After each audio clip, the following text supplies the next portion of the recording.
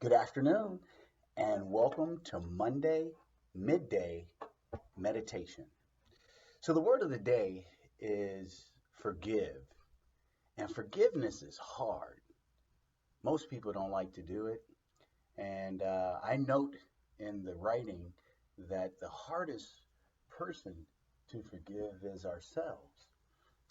And one of the scriptures I want to focus on this afternoon is in Ephesians 4. I listed at the bottom, and it's verses 31 and 32, and it says, "Put aside all bitterness, losing your temper, anger, shouting, and slander, along with every other evil. Be kind, compassionate, and forgiving to each other, in the same way God forgave you in Christ." Now, when we put that into perspective, uh, the idea is that if we want God to forgive us, then it just should be automatic or make sense that we should forgive others. We find that difficult to do.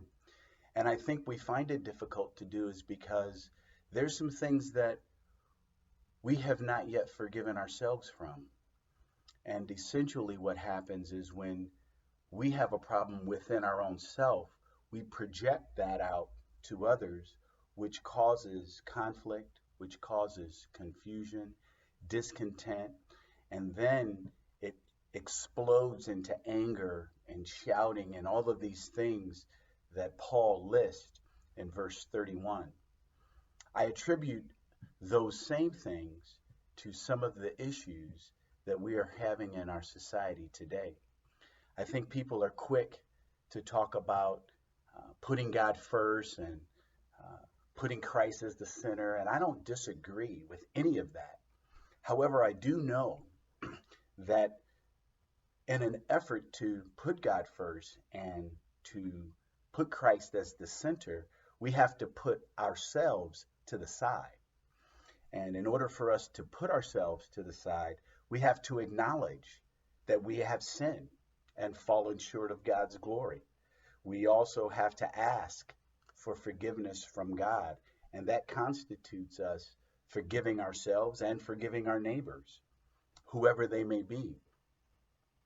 As we continue to think about that, I reflect on yesterday, Pastor Ed um, said something. He's a senior pastor at Heartland Church.